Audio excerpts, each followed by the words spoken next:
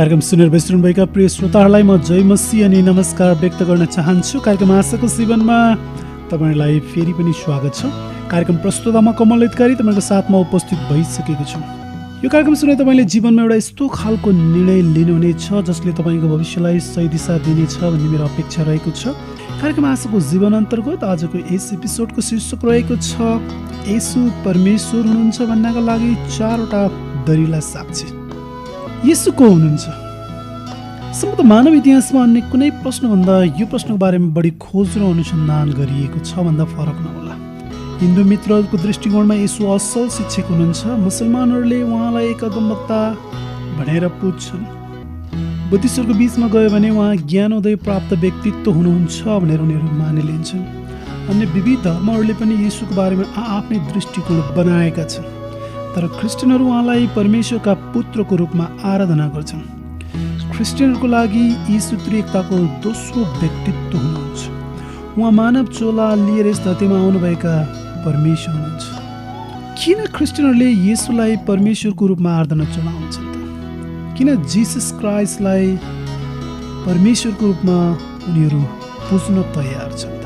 Bible धर्मशास्त्रमा हामीले पढ्दाखेरि विविध साक्षीहरू पाउँछौँ, तर म यहाँ 4वटा त्यस्ता साक्षीको बारेमा बताउन गइरहेको छु जसले येशू सामान्य व्यक्ति हुनुहुन्न, उहाँ अलौकिक व्यक्तित्व हुनुहुन्छ जो मानव चोला धारण गरेर यस धरतीमा आउनुभएको थियो भने पुष्टि गर्छ। पहिलो साक्षी रहेको छ उहाँको जीवनमा पुरा भएका भविष्यवाणीहरू। बाइबल विद्वानहरूले पुरानो करारमा अभिलिखित मसीहको चित्र, मसीहको अवधारणाबारे भएका भविष्यवाणीहरूलाई गहन अध्ययन गरेका छन्। उनीहरूको अध्ययन अनुसार उनीहरूले निष्कर्ष निकालेका छन् कि आजभन्दा 2000 वर्ष अगाडि यस धरतीमा जन्मनुभएका येशू ख्रिस्ट नै पुरानो करारमा प्रतिज्ञा गरिनुभएका मसीह हुनुहुन्छ अनि उहाँको पहिलो आगमनमा मात्रै 300 वा सोभन्दा बेसी भविष्यवाणी साथै सङ्केतहरू पुरा भयो। सारा मानव इतिहासमा येशू मात्र एक यस्तो व्यक्तित्व हुनुहुन्छ जसले मनक्के भविष्यवाणीहरू पुरा गर्नुभयो। हामी संसारमा अन्य थुप्रै धार्मिक संस्थापकहरूको नाउँ लिन सक्छौँ, सामाजिक अगुवाहरूको नाउँ लिन सक्छौँ, राजनीतिक अगुवाहरूको नाउँ लिन सक्छौँ, तर तिनीहरूको जीवनमा एउटै पनि विशुद्ध भविष्यवाणी पुरा भएको हामीसँग प्रामाणिक दस्तावेज छैन। उनीहरूको जन्मभन्दा 100 वर्ष अघि तिनीहरूको बारेमा कुनै विशुद्ध भविष्यवाणी गरिएको जानकारी हामीसँग छैन। मानव धरतीमा येशू मात्रै एक यस्तो अनुपम व्यक्तित्व हुनुहुन्छ जसको जीवन, मृत्यु र पुनरुत्थानको विषयमा उहाँको जन्मभन्दा 100 वर्ष अघि 100 भविष्यवाणी गरिए र ती जस्ताको तस्तै पुरा भयो। पुरानो करारले अपेक्षा गरेको थियो कि मसीह कन्याबाट जन्मनु हुने थियो भनेर। नयाँ करारमा आएर येशू कन्याबाट जन्मनु भयो। यसरी येशू कन्याबाट जन्मनु हुँदाखेरि उहाँको जन्मभन्दा झन्डै 700 वर्ष अगाडि यशाया अगमवक्ताले बोलेका भविष्यवाणी जस्ताको तस्तै पुरा भयो। यति मात्र होइन, मसीह बेथलेहेममा जन्मनु हुने थियो भनेर मिका भन्ने अगमवक्ताले भविष्यवाणी गरेका थिए अनि हामी मिका 5:2 यो वचन पाउँछौँ। येशू बेथलेहेममा जन्मनु हुँदाखेरि मिकाको भविष्यवाणी जस्ताको तस्तै पुरा भयो। यशाया 53 अध्याय एउटा यस्तो अध्याय हो जसमा मसीहको दुःख कष्टको बारेमा सविस्तार ढङ्गमा भविष्यवाणी गरिएको। येशू क्रुसमा टाँगिनु हुँदाखेरि उहाँले जुन दुःख भोग्नुभयो, जुन कष्ट भोग्नुभयो, त्यसो हुँदा पुरानो करारको भविष्यवाणी पुरा भएको थियो। पुरानो करारले मसीहको पुनरुत्थानको बारेमा पनि भविष्यवाणी गरेको थियो।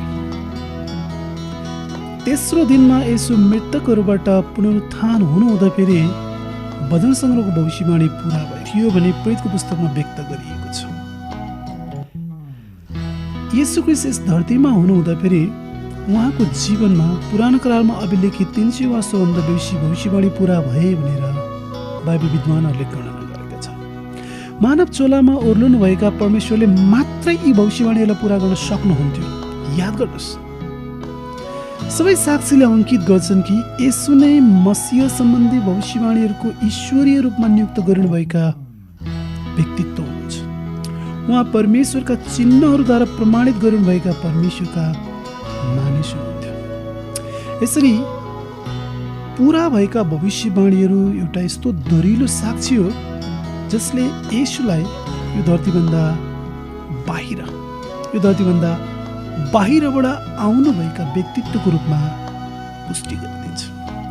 मानव इतिहासमा कुनै पनि व्यक्तिको जीवनमा यस्ता खालका विशुद्ध भविष्यवाणीहरू पुरा भएको हामीलाई थाहा छैन। दोस्रो साक्षी के हो त? उहाँले गर्नुभएका आश्चर्य कर्महरू। येशूले गर्नुभएका आश्चर्य कर्महरू येशू परमेश्वर हुनुहुन्छ भन्नको लागि दोस्रो बलियो साक्षी।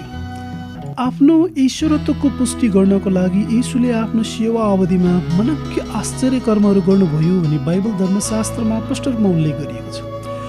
उहाँका आश्चर्य कर्महरूले विभिन्न हातामाथि उहाँको शक्तिलाई प्रदर्शित गर्छन्। उहाँका आश्चर्य कर्महरू प्रकृतिसँग सम्बन्धित थिए। कतिपय रोगहरू उहाँले निको पार्नु भएको छ, कतिपय मानिसहरूको शरीरबाट भूतात्माहरू निकाल्नुभयो, साथै सृष्टिमाथि पनि उहाँले नियन्त्रण गर्नुभएको हामी पाउँछौँ। मत्ती 8 अध्यायमा उहाँले आँधीलाई शान्त पार्नु भएको छ। याद गर्नुहोस्, कुनै पनि व्यक्तिले त्यस्तो काम गर्न सक्दैन, कुनै पनि उपकरणको प्रयोग नगरिकन, तर येशूले गर्नुभयो। येशूले आँधीलाई शान्त पार्नु भएको घटनालाई हामी प्राकृतिक नियमबाट व्याख्या गर्न सक्दैनौँ। प्राकृतिक नियमभन्दा माथि एउटा नियम छ जसलाई हामी अलौकिक नियम भनेर भन्छौँ। अलौकिक नियमले प्राकृतिक नियममाथि हस्तक्षेप गर्न सक्छ। अनि आश्चर्य कर्म भनेको परमेश्वरको काम हो। येशूले आश्चर्य कर्महरू गर्नुभएको हामी पाउँछौँ, त्यो पनि आफ्नै शक्ति। उहाँले 38 वर्षदेखि बिराम भएको व्यक्तिलाई निको पार्नु भएको छ। येशूले 5वटा रोटी र 2वटा माछाले 5,000 भन्दा बेसी मानिसलाई खुवाउनु भएको छ। यहाँसम्म कि उहाँले मरेको लाजरसलाई पुनः जीवित पार्नु भएको छ भने यूहन्ना 11 अध्यायमा उल्लेख गरेका छ। येशूको जीवन आश्चर्य कर्महरूले भरिपूर्ण थियो। उहाँका आश्चर्य कर्मका यी केही नमुना मात्र हुन्। उहाँले यति धेरै आश्चर्य कर्म गर्नुभएको थियो कि यूहन्नाको सुसमाचार 20 अध्यायको 30 देखि 31मा यसरी लेखिएको छ, येशूले अरू धेरै चिन्हहरू चेलाहरूका सामुन्ने गर्नुभयो जुन चाहिँ यस पुस्तकमा लेखिएका छैनन्, तर यी लेखिएका छन् कि तिमीहरूले येशू परमेश्वरका पुत्र ख्रिस्ट हुनुहुन्छ भन्ने विश्वास गर र विश्वासद्वारा उहाँको नाउँमा तिमीहरूलाई जीवन प्राप्त होस्। येशू ख्रिस्टले प्राकृतिक शक्तिहरूमाथि सामर्थ्य देखाउनु भयो जुन यी शक्तिहरूका कर्ता परमेश्वरले मात्र गर्न सक्नुहुन्छ। याद गर्नुहोस्, बाइबल धर्मशास्त्रमा परमेश्वरका अन्य जनहरूले पनि मनज्ञ आश्चर्य कर्महरू गरेका छन्। मूसाको समयमा त्यस्ता आश्चर्य कर्महरू भयो। एलिसा जस्ता अगमवक्ताहरूको समयमा त्यस्ता आश्चर्य कर्महरू भयो। नयाँ करारमा येशूका प्रेरितहरूद्वारा पनि कयौँ आश्चर्य कर्महरू भयो। खास गरी हामी प्रेरितको पुस्तकमा यी कुराहरू पढ्न पाउँछौँ। तर येशू बाहेक परमेश्वरका कुनै पनि जनले, चाहे ती मूसा हुन्, एलिया हुन्, वा एलिसा हुन्, वा पाउल हुन्, वा पत्रुस हुन्, तिनीहरूले कहिले पनि आश्चर्य कर्म गरेर उनीहरूले आफ्नो ईश्वरत्वको दाबी गरेका छैनन्। तर येशू पृथक हुनुहुन्छ। येशूले त्यस्तो काम गर्नुभयो जुन परमेश्वरले मात्रै गर्न सक्नुहुन्छ र ती आश्चर्य कर्महरूद्वारा उहाँले आफूलाई परमेश्वरको रूपमा उभ्याउँदै हुनुहुन्छ। येशूले पाप रहित जीवन जिउनु भयो। येशू आजभन्दा 2000 वर्ष अगाडि मानव चोलामा यस धरतीमा रहनु भएको थियो। उहाँ दुष्ट र भ्रष्ट पुस्ताको बीचमा बाँच्नु भए तापनि उहाँले कुनै पाप गर्नुभयो। उहाँले निष्पाप जीवन जिउनु भयो भने धर्मशास्त्रमा व्यक्त गरिएको छ। येशू आफैले आफ्नो पापविहीनताको पक्षमा वकालत गर्नुभएको छैन, तर उहाँका मित्रहरूले पनि यसको बारेमा गवाही दिएका छन्। मित्रहरूले मात्र नभएर शत्रुहरूले पनि यसको साक्षी दिएका छन्। येशूले यहुदीहरूलाई यसरी प्रश्न गर्नुभयो, तिमीहरूमध्ये कसले मलाई पापको दोष लाउन सक्छ? कसैले पनि उत्तर दिने आँट गर्न सकेन। किनकि येशूमा कुनै पाप थिएन। येशूसँगै 3.5 वर्ष बिताउने सिमोन पत्रुसले येशूको बारेमा यसरी गवाही दिएका छन्, उहाँले कुनै पाप गर्नु भएन र उहाँको मुखमा कुनै छलको कुरा पाइएन। साउल पहिले मण्डलीलाई सतावट गर्ने व्यक्ति थिए। सतावटकर्ताबाट सुसमाचारको राजकुमारमा रूपान्तरित भएका पावलले येशूको बारेमा गवाही दिएका छन्, किनकि हामी उहाँमा परमेश्वरको धार्मिकता बन्न सकौँ भनेर पाप नचिन्न हुनेलाई परमेश्वरले हाम्रा खातिर पाप बनाउनु भयो। पाप नचिन्न हुने व्यक्ति हुनुहुन्छ येशू ख्रीष्ट। येशू आफैले मात्र यसको दाबी गर्नुभएको छैन, उहाँका मित्रहरूले मात्र यसको बारेमा गवाही दिएका छैनन्, तर येशूका शत्रुहरूले पनि यो विषयमा बताएका छन्। येशूको विरुद्धमा लागेका अभियोगहरूलाई जाँच पडताल गरिसकेपछि त्यो समयका हाकिम पन्तियस पिलातसले येशूको बारेमा यसरी निष्कर्ष निकालेका थिए, तिमीहरूकै सामुन्ने केरकार गर्दा तिमीहरूले यिनीमाथि लागेका अभियोगको दोष भेट्दैन। पन्तियस पिलातसले जुन निष्कर्ष निकाले त्यो इतिहासका निष्कर्ष भएको छ। एकजना लेखकले लेखेका छन्, येशूले यस धरतीमा 1,50,00,000 मिनेटको जीवन बिताउनु भयो। उहाँले आफ्नो जीवन दुष्ट र भ्रष्ट पुस्ताको बीचमा बिताउनु भयो। तरै पनि पृथ्वीमा जन्म लिनुभएदेखि क्रुसमा प्राण त्याग नगरुन्जेलसम्म उहाँका हरेक विचार, हरेक कार्य, हरेक उद्देश्य, हरेक काम जुन व्यक्तिगत रूपमा गरिएका हुन् वा सार्वजनिक रूपमा गरिएका हुन्, ती सबै नै परमेश्वरद्वारा अनुमोदित थिए। एकै पटक पनि हाम्रा प्रभुले पापको स्वीकार गर्नु भएन, किनकि उहाँमा कुनै पाप थिएन। न उहाँले बोलेर पाप गर्नुभयो, न उहाँले गरेर पाप गर्नुभयो, न उहाँले सोचेर पाप गर्नुभयो। यो धरतीमा यीशु मात्रै एक यस्तो व्यक्तित्व हुनुहुन्छ जसले निष्पाप जीवन जिउनुभयो। श्रोताहरू, आज तपाईँले सुनिरहनु भएको छ येशू परमेश्वर हुनुहुन्छ भन्नको लागि 4वटा दरिला साक्षी। पहिलो साक्षी हामीले हेऱ्यौँ उहाँको जीवनमा पुरा भएका भविष्यवाणीहरू। येशू यस्तो व्यक्तित्व हुनुहुन्थ्यो जसको जीवनमा 300 वर्षभन्दा बढी भविष्यवाणी पुरा भयो। दोस्रो हामीले हेऱ्यौँ उहाँले अनगिन्ती आश्चर्य कर्महरू गर्नुभयो। बाइबलमा अन्य व्यक्तिहरूले पनि आश्चर्य कर्म गरे तापनि ती आश्चर्य कर्महरूद्वारा उनीहरूले कहिले पनि आफ्नो ईश्वरत्वको दाबी गरेका हामी पाउँदैनौँ। तर येशू पृथक हुनुहुन्छ। तेस्रोमा भर्खरै तपाईँले सुन्नुभयो, येशूले पापरहित जीवन जिउनुभयो। उहाँ निष्पाप हुनुहुन्थ्यो। मानव धरतीमा यीशु मात्र एक यस्तो व्यक्तित्व हुनुहुन्छ जसले निष्पाप जीवन जिउनुभयो। केवल परमेश्वरले निष्पाप जीवन जिउन सक्नुहुन्छ। केवल परमेश्वर निष्पाप हुनुहुन्छ। चौथो र अन्तिम साक्षी रहेको छ येशूको पुनरुत्थान। येशू मरेकाहरूबाट फेरि जीवित हुनुभयो। 4वटा सुसमाचारलाई सरस्वती पढ्ने मान्छेलाई पनि छर्लङ्ग हुन्छ कि येशू मरेकाहरूबाट फेरि जीवित हुनुभयो भन्ने सत्यतालाई येशूका 4जना जीवनीकारले महत्त्वका साथ अभिलेखित गरेका छन्। येशू आफैले बारम्बार यसको विषयमा भविष्यवाणी गर्नुभएको कुरा हामी सुसमाचारीय पुस्तकहरूमा पाउँछौँ। आदि मण्डलीका प्रचारकहरूले पुनरुत्थानलाई येशूको ईश्वरत्वको प्रमाणको रूपमा घरिघरि उल्लेख गरेका छन्। हामी प्रेरित 2 अध्याय 13 अध्यायमा यी कुराहरू पढ्न पाउँछौँ।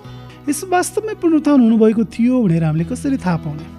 म तपाईँलाई 4 संक्षिप्त साक्षी दिन चाहन्छु। पहिलो कुरो, यसलाई जुन चिहानमा राखिएको थियो त्यो हप्ताको पहिलो दिन ऋतु थियो। स्वाभाविक प्रश्न यो, लास कहाँ गयो? येशूको मृत शरीर कहाँ गयो? सबैभन्दा उत्कृष्ट व्याख्या हो उहाँ पुनरुत्थान हुनुभएको थियो।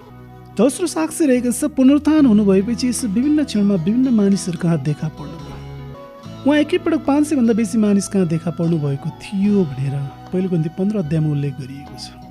ती मान्छेहरू जसले येशूलाई देखेका दाबी गरे, यदि उहाँ वास्तवमै येशू हुनुहुन्थेन भने को थिए त? हामीसँग चित्त बुझ्दो वैकल्पिक व्याख्या छैन। उनीहरूले जसलाई देखे उहाँ पुनरुत्थान हुनुभएको येशू हुनुहुन्थ्यो। उहाँको पुनरुत्थानको लागि तेस्रो प्रमाण रहेको छ, येशूको पुनरुत्थानपछि चेलाहरूको जीवन यसरी परिवर्तन भयो कि ती डरपोक बनिने चेलाहरू सिमझै आँटिला बने। चेलाहरूको जीवनमा आएको नाटकीय परिवर्तनलाई व्याख्या गर्न सक्ने एउटै मात्र ऐतिहासिक तत्त्व भनेको येशूको पुनरुत्थान हो। गेतसमनीको बगैँचामा चेलाहरू असाध्यै डराएका थिए, तर ती चेलाहरूलाई जब हामी 5 हप्ता पछाडि प्रेरित 2 अध्यायमा पेन्तिकोसको दिनमा देख्छौँ, तिनीहरू सिमझै आँटिला भएका छन्। पत्रुसले यसलाई 3 पटक इन्कार गरेका थिए। अब हजारौँको भिडमा उभिएर उनी प्रचार गर्छन् कि जुन येशूलाई तिमीले क्रुसमा टाँग्यो तिनै येशूलाई परमेश्वरले जीवित पार्नु भएको छ। चौथो प्रमाण रहेको छ, यहुदी पृष्ठभूमिबाट आएका चेलाहरू जसले शताब्दीदेखि 7औं दिनलाई विश्राम दिनको रूपमा पुज्दै आएका थिए, त्यस धार्मिक अभ्यासलाई तिनीहरूले रातारात परिवर्तन गरी हप्ताको पहिलो दिनमा आराधनाको निम्ति जम्मा हुन थाले। इतिहासकार पावलमा यसरी निष्कर्ष निकाल्छन्, तदनुसार सबै साक्षीलाई होसियारीपूर्वक र राम्ररी तौलाउने हो भने अरिमाथियाको योसेफको चिहान जसमा येशूको शव राखिएको थियो, त्यो पहिलो इस्टरको बिहान वास्तवमै रित्तो थियो भने निष्कर्ष निकाल्न ऐतिहासिक खोजको नियम अनुसार न्यायसँग छ। यस कथनलाई अप्रमाणित गर्ने साक्षीको कुनै कण न साहित्यिक स्रोतहरूमा, न शिलालेख विद्यामा, न त पुरातत्व विद्यामा नै हालसम्म पत्ता लगाइएको छ।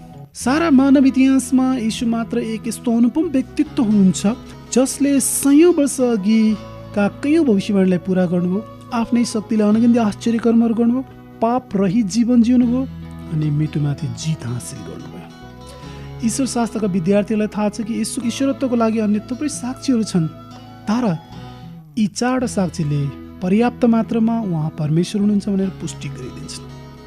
थोमस स्कल्सले यसरी विश्लेषण गरेका छन्, मोसा, पावल, बुद्ध, मोहम्मद, कन्फ्युसियस साथै कुनै पनि परिचित धार्मिक अगुवाले आफू परमेश्वर हो भने कहिल्यै दाबी गरेका छैनन्। येशू ख्रीष्ट यसको अपवाद हुनुहुन्छ। आफू परमेश्वर हो भने दाबी गर्ने ख्रीष्ट मात्र एक धार्मिक अगुवा हुनुहुन्छ र उहाँ परमेश्वर हुनुहुन्छ भने संसारको ठुलो हिस्सालाई विश्वास दिलाउने उहाँ मात्रै एक व्यक्तित्व हुनुहुन्छ। श्रोताहरू, हाम्रो निधाय समय सकिने लागेको छ। समय निकालेर सुनिदिनुको लागि तपाईँलाई मुरी धन्यवाद छ। यो कार्यक्रमबारे तपाईँको कुनै जिज्ञासा वा सल्लाह सुझाव छ भने तपाईँले अप्ठ्यारो नमानिकन हामीलाई सम्पर्क गर्न सक्नुहुन्छ। हाम्रो कार्यक्रमको नाउँ रहेको छ आशाको जीवन। कार्यक्रममा साथ दिनुहुने सम्पूर्ण श्रोताहरूलाई धेरै धेरै धन्यवाद छ। फेरि भेट्ने आशाको साथ कार्यक्रम प्रस्तुता म कमल अधिकारी तपाईँहरूबाट बिदा हुन चाहन्छु। परमेश्वरले तपाईँ सबैलाई प्रशस्त मात्रामा आशिष दिनुभएको होस्। हस्त धन्यवाद साथै जय मसीह।